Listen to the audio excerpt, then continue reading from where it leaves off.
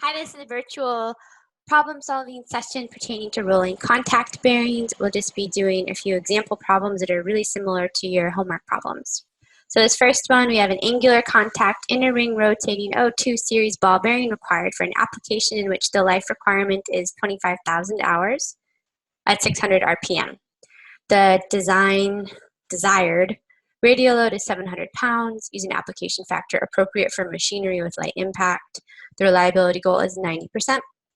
Find the catalog, rating, and select an appropriate bearing from table 11.2. Specify your bearing in the format series, bore diameter. For example, O2 would be the series, 55 millimeters would be the bore diameter.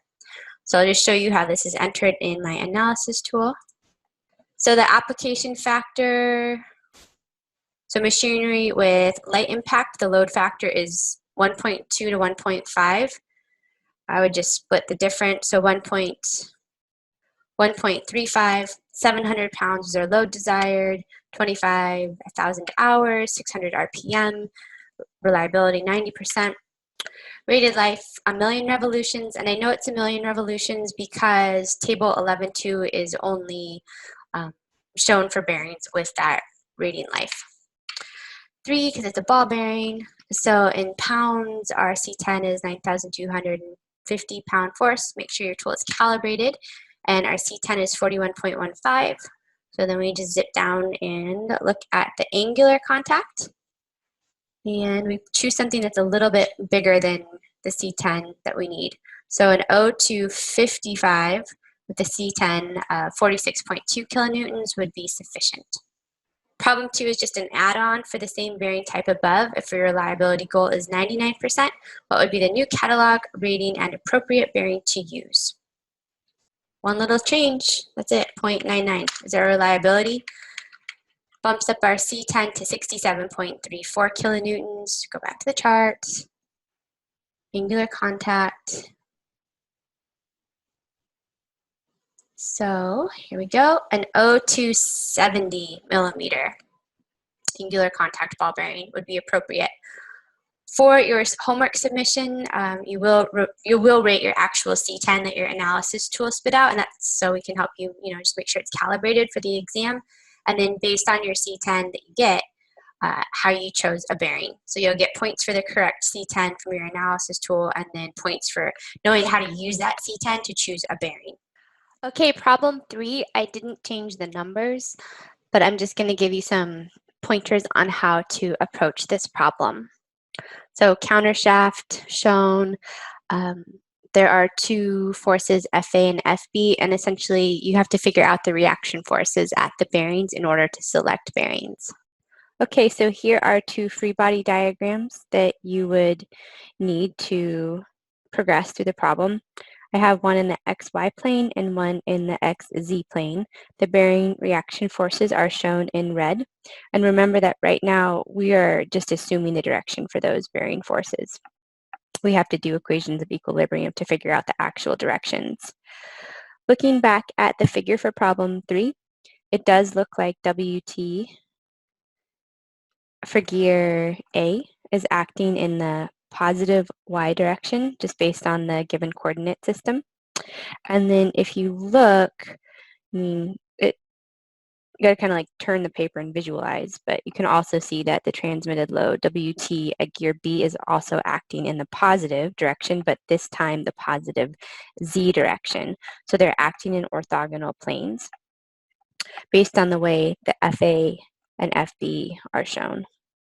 So your step is to figure out what force components are acting here and here. And also you need to figure out the correct direction. So if you have the total force given, for example, at A of 300 pounds, we have a radial component and a transmitted component. So how is that going to show up? Is it going to show up here, or is it going to show up in this plane? Okay, so that's kind of the meat of this problem. So after you do your free body diagrams and your equations of equilibrium, you're going to root some square to find the bearing reactions. So you'll have a bearing reaction at O and a bearing reaction at C, and these become your FD. So after you do that, you'll get a C10, you'll go to the bearing table, and then you have a decision to make. Are you going to choose an O2 series ball bearing, an O2 series cylindrical bearing, or an O3 series cylindrical bearing? And the choice really comes down to the geometry. So what bearings are going to be most compatible with the shaft geometry? You are going to try to choose a bearing that is most compatible with that geometry. Okay, here's our last problem. I really like this problem. So I've changed the numbers from your homework, but it's really similar. So you're going to select an O2 series deep groove ball bearing rated for 1,000,000 cycles to support a 4,000 Newton radial and 2,000 Newton thrust loads on a shaft rotating at 1,200 RPM with light to moderate impact, designed for 7,500 hours with a total reliability of 95%. So you're going to need to iterate to find the bearing. And as you know, I love processes of iteration because I think they're so interesting, especially when we have designed really cool tools to help us with that process. So your hint is to start with the bearing size for the listed radial load. So check to see if that bearing meets the requirements. If not, you're gonna iterate from there. So what I mean by that is use this 4,000 Newton radial load as your FD. So start with FD equals FR equals 4,000 newtons. I'll show you in my analysis tool in a second. Application factor is 1.5. You can look at the table to verify. The hours desired, 7,500. Speed desired, 1,200. Reliability desired, 0.95. So this step is nothing new. So I'll go to my analysis tool. And I have that entered in already. So 1.5, notice that I'm using the 4,000 newtons as the load desired, hours, speed, reliability, rated life. Again, since you are told to use the, actually you're not told to use any table, but the only tables we have in Shigley are given for bearings with a rated life of 1,000,000 revolutions. So you can assume it's 1,000,000 for your homework. Okay, so what we get is a C10 of 57,648 newtons. So that is shown here. Now we need to go to the bearing table and look at a particular bearing. So we need a bearing that has a listed catalog load rating of slightly above 57.6 kilonewtons. So it looks like it would be an O2 70 millimeter. So the C10 is 61.8 kilonewtons, and then we also need the static load rating. So the C0, 37.5 kilonewtons. Okay, so these two values, it's going to be the same process for your homework. Now you're going to go to that newer section of your bearing sheet that you developed for KQ08. Okay, this is the fun part. So you're going to enter in the loads that you actually have. We have 4,000 newtons radial, 2,000 thrust, inner ring rotating, doom, doom. So C0, I had entered that in earlier, but you had put in your C0, so it was 37.5 kilonewtons, 37,500 newtons, so put that in, and it's going to spit out an FA over C0 value of 0.0533. So you zip down to the table. I like to draw this little box so I don't lose where I am in the table. So our FA over C0 value is between these two tabulated values, 0.042 and 0.056. So our E is somewhere in between 0.24 and 0.26. Again, you don't really need to interpolate here. You can just put a number in between. So 0.25, that means that the I is 2, and hence we're going to be using the X2, Y2 constants, meaning that the thrust load does matter. Okay, so our Xi is X2, so that is that shows up automatically in my tool. Let's use that calculator that I like to iterate to find Y2. Okay, our FA over C0 value is 0.0533, and that's in between 0.042 and 0.056. So those go in our X.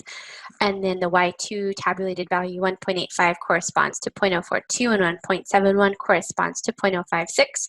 So I am just going to linearly interpolate for this middle Y value, 1.737. So let's drop that in there, 1.737. we get an FE, so the equivalent radial load of 5,714. Okay, so here is the trick. Now you're going to use this equivalent radial load as the FD in equation 1110. So instead of 4,000, I'm going to plug in 5,714.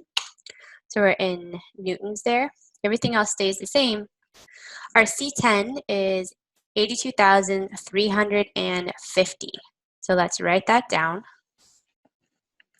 So here to summarize, using Fe equals 5,714 kilonewtons, we get a C10 of 82.4 kilonewtons. So what was the C10 of the bearing we started with? It is not large enough, so it doesn't have a high enough catalog load rating to withstand this equivalent radial load of 5,714 newtons. So this means you have to iterate. So the C10 of, we'll call this like the first iteration bearing, equals 61.8 kilonewtons, and that is smaller than 82.4 kilonewtons. So we need a higher capacity bearing.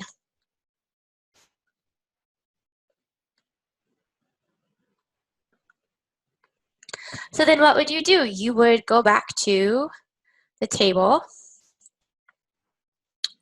So we started with an 0270 millimeter, and we have to get up closer to the 80s. So I wouldn't try an 0275. I don't think that would work. I don't know if an 0280 would work. I would try this 0285. So use the C naught of 53 kilonewtons and do the same procedure over again and see if you wind up with the C10 that is less than 83.2. If you end up with the C10 that is less than 83.2, it means that an 0285 millimeter bearing would meet capacity.